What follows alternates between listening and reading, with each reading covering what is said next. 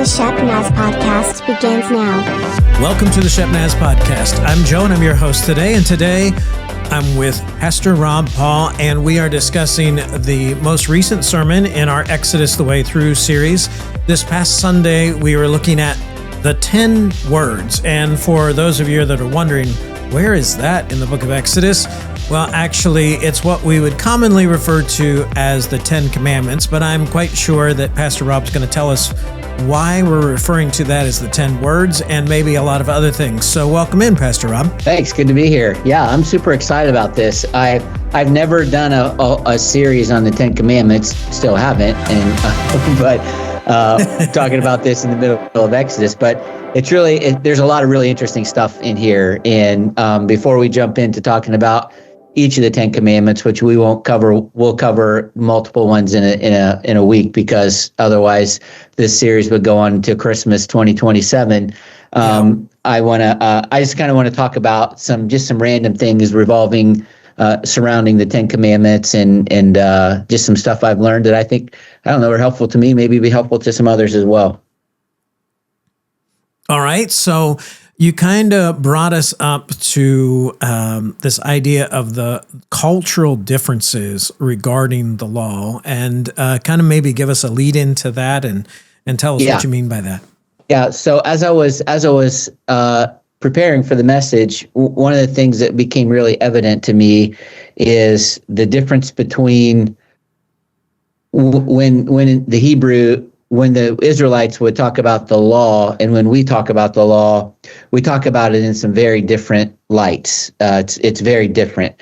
The first thing I think that was interesting, and you mentioned earlier, is that the 10 Commandments are actually, if you walk through the Hebrew version of it, it's referred to as the 10 words. And so they're not necessarily big, long commandments, they're words. And if you were to translate all this into Greek, the Greek word is deca, which means 10, and logos, which means word. So they would have referred to the 10 Commandments as a decalogue, the 10 words. And each of these words would be a commandment, each one of them. And I think it's interesting that the Hebrew, they talk about this being words, because there's a lot of power in the idea of words. When you go all the way back to Genesis, that God spoke everything into existence out of nothing, right? I mean, creation came because he spoke the word. And so all of creation literally hangs on the words that God has spoken. And then when God has given these 10 commandments or these 10 words, the idea of us being blessed hangs on our obedience or understanding or living in harmony with these 10 words. So we can ignore them and we'll find out what happens, or we can live in harmony with them. And so when we think about the difference between the Hebrew law and the law today, so for us today, in our current culture, the way we understand the law is, if I look it up, a definition of it, it's a set of rules that are created and enforceable by governmental or societal institutions to regulate behavior. So in other words, we have laws today because we want people to act a certain way or do certain things. And so we make these laws and say, we're trying to regulate your behavior. These are the things we want you to do. So we make laws to make you live within those boundaries. And what's interesting is that the motivation to obey these laws that our culture makes is, we're going to punish you if you don't do it. Right. We'll say, we want you to go slow on this road, and this is the speed limit. And so if you break this law, we're gonna give you a ticket. And if you get a ticket, it's going to cost you money. There's going to be points on your driving record and all those other kind of things. Or say when it comes to taxes, the law says I have to pay my taxes. If I don't pay my taxes, well, I might get audited. I could get a fine, making the amount I owe even more. Or they could garnish my wages so that when I get a paycheck, they take part of my paycheck as well. So all the laws and rules today are designed to regulate our behavior, and the motivation behind all of them is negative influence, right? But the Hebrew understanding of the law is very different than that. The Hebrew word for law is Torah, And that particular word is translated law, but it really means instructions or teaching. And it's kind of a directional word, and that the word Torah could be better defined by saying something that points the way to a blessed life. So the Torah is not laws designed to regulate my behavior and punish me if I don't do something that I'm supposed to do. The Torah is designed to say, here are some guidelines that you could live by, and if you do these things, it's going to result in a blessed life. So the idea behind the word law for the Hebrew means it encompasses a sense of direction. It's kind of like a signpost pointing to a direction that I want to go, which is maybe the blessed life, or it's kind of a word picture, and the word picture is of somebody pointing the way, like this is the way to go to get to where you want to be. And ultimately where we want to be in the Hebrew understanding of the law is to have a blessed life, right? And Sure. so Deuteronomy chapter 5, verse 29, Moses is talking to the Israelites about the day that God gave them the 10 commandments. And he says, oh, that their hearts would be inclined to fear me and keep all my commands always, so that it might go well with them and their children forever. So the idea is that God gave these laws, these guidelines, these 10 words, so that it might go well for us and that we might go forever. So the power of the 10 words is not in the negative reinforcement or the consequences I experienced for breaking a law. The power of the 10 words is in the positive reinforcement that I would experience by aligning my life with those guidelines. And so I think that's really interesting, because to me, they're polar opposites, right? Yeah. Our culture says, do this or you're going to get punished. The Hebrew law says, this is the way to go to live a blessed life and go that direction. So they're two totally different perspectives. Then the other question, I think, is that a lot of times people talk about the Old Testament and they're like, well, that law is in the Old Testament or that rule is in the Old Testament. I don't have to do it. And so let me talk a little bit about that for just a minute. Sure. So this is something that I kind of picked up this week, which was kind of a new insight for me. And I said on Sunday that in the Old Testament, grace precedes law. In other words, before God ever gives rules or laws or guidelines or boundaries to people, he establishes a relationship with them. So in other words, a relationship always comes before rules. And one of the ways that we see that in Exodus is right before God gives the 10 commandments, he's coming down on the mountain with smoke and fire. The people are all there, the mountain's shaking. Before God even says, here's the way that I want you to live, he says, it says, and God spoke all these words, I am the Lord your God, right? I'm your God, meaning relationship, who brought you out of Egypt, out of the land of slavery. So God is just reminding them, is like, I have a relationship with you. We have a history. We go back a ways, right? And he talks about all that. So in the Old Testament, relationship always precedes rules. Now, this is important because I'm going to help you. I'm going to talk about this in a second. So let me give you some examples of this. So the first example would be Adam and Eve, right? So we think about Adam and Eve. God created them. He interacts with them in a relationship. They didn't do anything to earn a relationship with God. God just chose. He created them and chose them. He has this relationship with them. He comes to them in the garden and he walks with them and he talks and they have these conversations, right? And then after God has this conversation with them, or he has this relationship with them, he says, by the way, there's a tree in the garden. Everything is yours except for the fruit from that one tree. So he doesn't like go to them first off and say, hey, don't eat this tree or I'm going to be mad at you, or don't eat the fruit of this tree, because eating the tree would be a lot. But he established the relationship. We see the same thing with Abraham. And so with Abraham, God chooses Abraham, and he says, Abraham, I'm going to make you into a great nation. And then he says, here's what I want you to do. And along the way, God does the same thing for Abraham that he does for the Israelites. He protects him. He covers him. He provides for him. And then after this relationship is established, God says, here's the covenant that I'm going to make with you. And he says, I'll do this if you do this. But it wasn't until the relationship was established. And it's the same with the Israelites. God chooses the Israelites out of all the nations in the world. And he says, I want you to be my special people. And he rescues them from slavery. He feeds them. He protects them from the Pharaoh's army. He gives them water. He does everything. And then after he's built this relationship, he comes to them and he says, now I want to tell you how to live.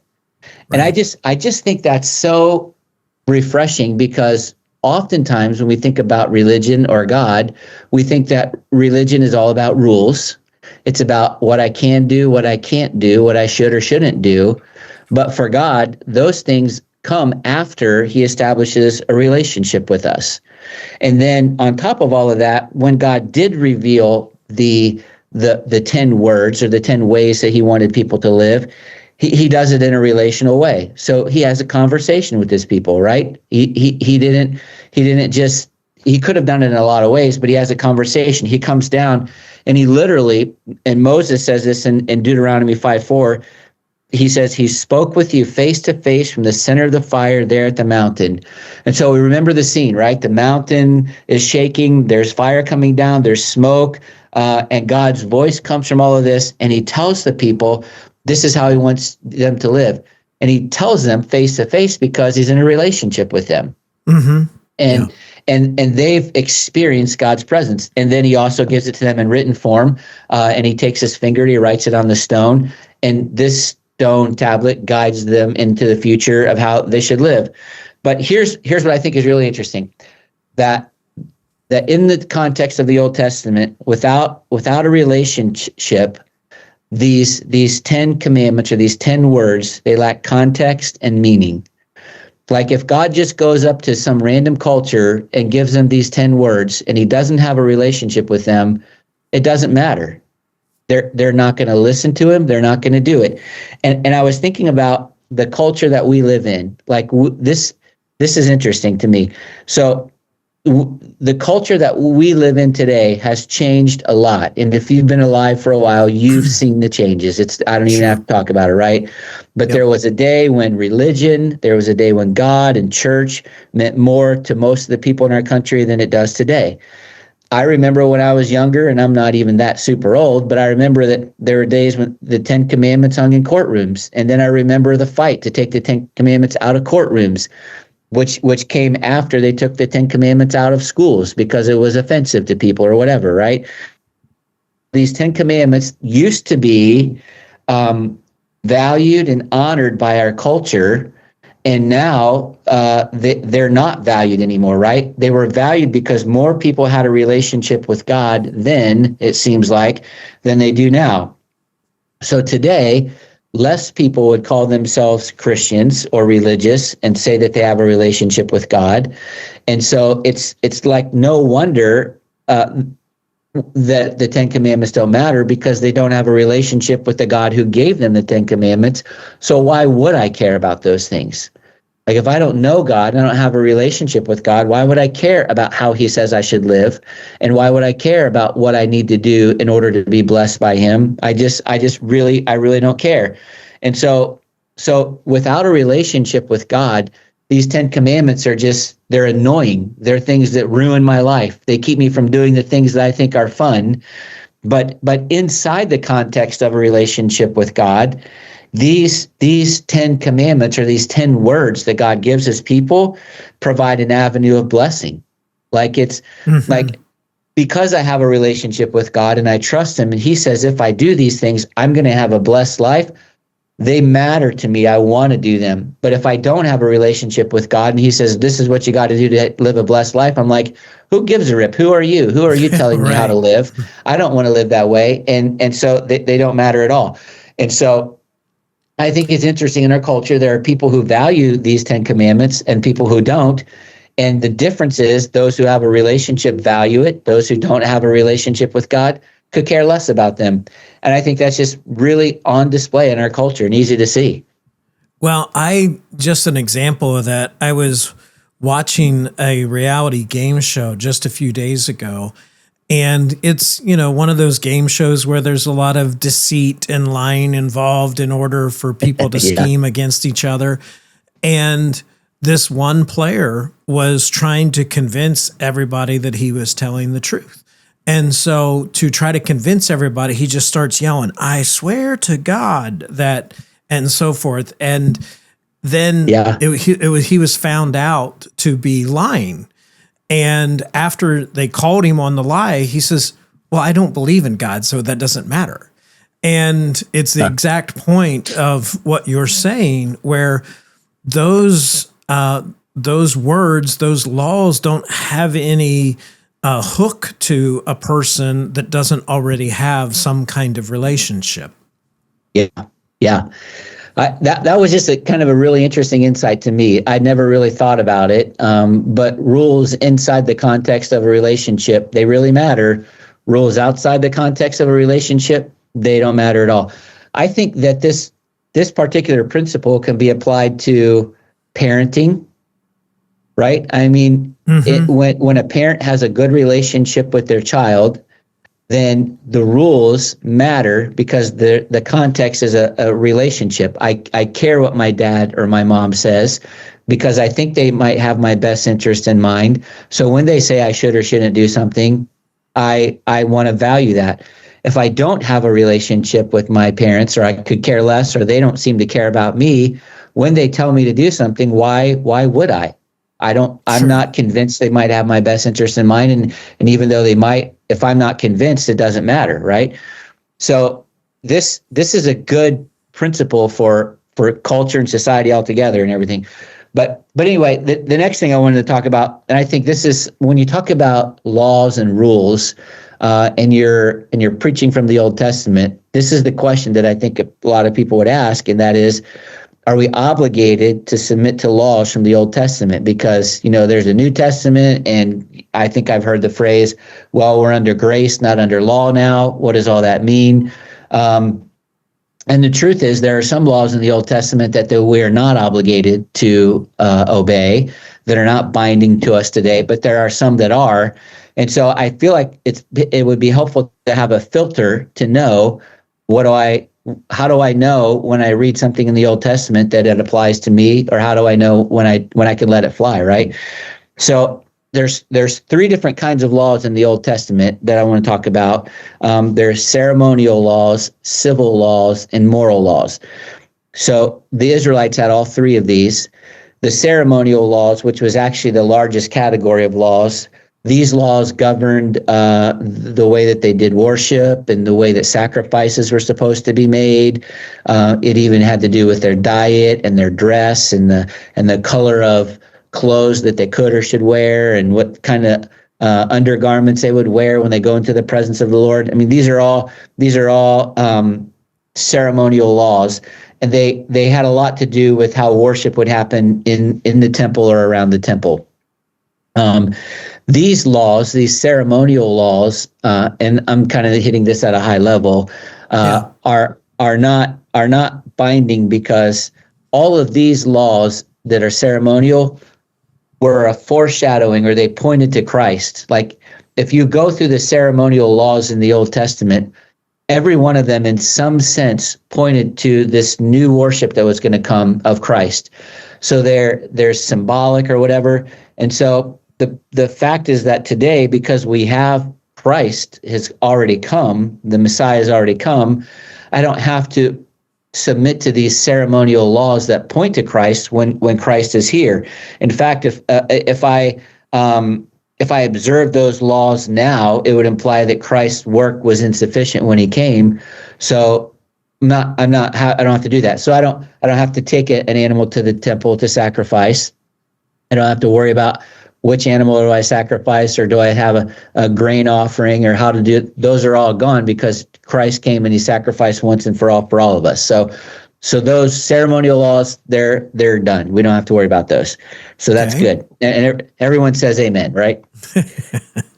So the next kind of law is a civil law, and a civil law is specific to Israel's status as a theocratic nation, which means that God was their king, right? They represent God's moral standards applied to a specific time and culture, with each civil law grounded in an underlying moral principle.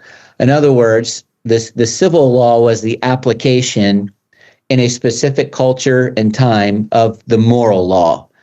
And because the specific culture of Israel was a theocratic nation, and we're not a theocratic nation, the civil laws that Israel abided by, and consequently the punishments for breaking those laws, no longer apply to us today, because we operate under secular governments, and each country has its own government. And as Christians, the Bible says we're subject to the authorities that God has placed over us.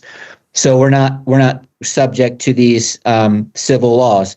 Civil laws would include matters like accidental death, like what happens when somebody accidentally kills someone, or there's assault or theft or property damage, or certain family matters such as divorce or adultery or in unchastity, any of those kinds of things. And again, because Israel was a theocratic nation, these were laws that were applied. The moral laws were applied to specific time and situation, which doesn't exist for us. So the civil laws that you would find in in Israel would not need to. They're not binding to us. Like if someone is caught in adultery, we don't stone them today, right? That's an example of a civil law. I was just thinking of when Jesus was teaching, and he would kind of refer these from time to time. He would say, well, you've heard it said, an eye for an eye and a tooth for a tooth. And then he would go on to say how it was going to be. So he was kind of transitioning. He was transitioning them out of that. Yep, that's good. That's a good example of that. Yeah. And so we don't have to do those kinds of things as well. So you would think that maybe, wow, there's not a whole lot of laws that we have to obey, right? Because we've just taken out of three categories, we've taken two of them away and said we don't have to do anything. But the next category is called moral laws. And moral laws are divine laws that bind all people across all times and places. And they're moral because they reflect God's unchanging character. And they also demand that our character conforms to his character. So a moral law is something that is for all people, for all times, and for all places. It reflects the character of God, and it's a moral law because God's calling us to measure up or to also have that kind of character in our lives as well. And these moral laws help us to do that. The moral laws in the Old Testament are all summarized by the 10 words or the 10 commandments. So if you go to Exodus chapter 20, all of these are moral laws, and they're considered binding because they express timeless righteousness. Like truth never changes. God's character never changes. The things that God has said in terms of how he wants us to act, some of those things, they never change, right? So that's how we know for sure that we are doing, those are the moral laws.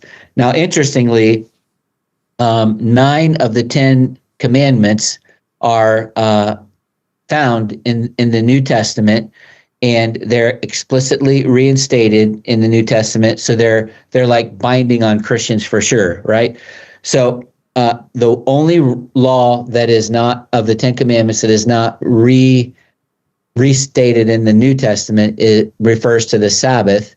And we can talk about that in a second, because there's something in the New Testament that talks about the Sabbath that says Christ is our Sabbath rest. So in some sense, Christ already fulfilled that. So we'll talk about that as well. But the question then for me is then, if I'm reading the Bible and I'm like, I read a law and I'm like, how do I know, should I do that? Because there are some things that are in the Old Testament that are binding to us today. And you can't just write it off and say, oh, this is in the Old Testament, I don't have to do this anymore, I don't have to listen to this. You can't do that, right? So here's the filter to do that. There's 3 tests. Number 1, is it reaffirmed in the New Testament?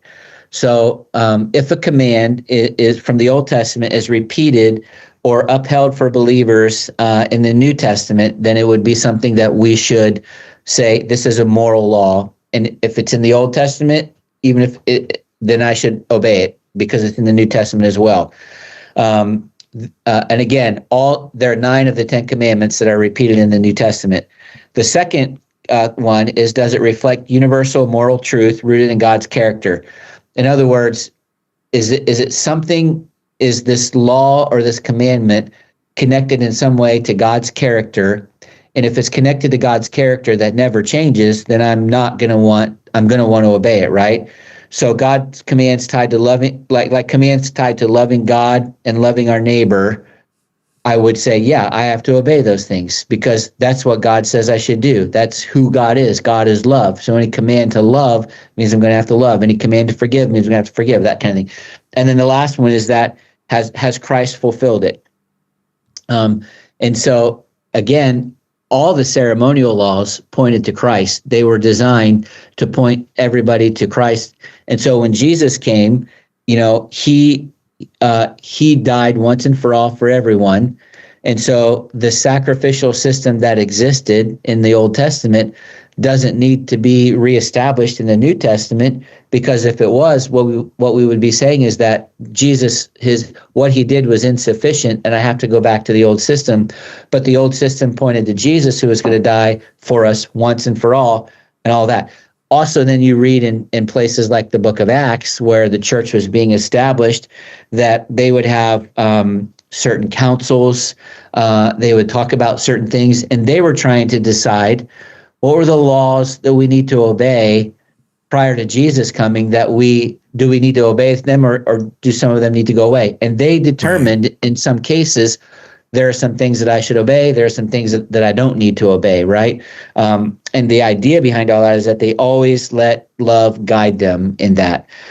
So those are the three tests, right? Is it reaffirmed in the New Testament? If it's reaffirmed in the New Testament and it's in the Old Testament, then it's binding to me. If it reflects a universal truth that's found in God's character, then I need to obey that law. And if it's something that Christ has fulfilled, then I need to know that I don't have to obey it because Christ has already fulfilled it as well. So those are some of the rules. It sounds probably like, when I'm talking out loud, it sounds like, wow, this could be really confusing. I hope it's not confusing or whatever. But it's anyway. I just found it really interesting because I'm not a big law guy, right? I mean, we talk about grace, we talk about Jesus changing our lives. There's a lot of things that the law can't do, right? It can't make us righteous. It can't make us holy. It just points out our sin and reminds us of God's holiness, and it reminds me that I need Christ to do something for me in my life. And so that's really the value of the law. But these 10 commandments are still guidelines that God wants us to use to help us to live the blessed life. All right, well, tomorrow we can probably get into some of those 10 words that are designed to help us live in relational harmony with God and with others as well. You can check out everything that's going on at the church by going to shepnaz.org. Also, we encourage you to follow us on Facebook, Instagram, and YouTube. Until tomorrow, for Pastor Rob, I'm Joe. Have a great day. This podcast is a production of the Shepherd Church of the Nazarene, Gahanna, Ohio. Email to podcast@shepnaz.org and let us know what you think.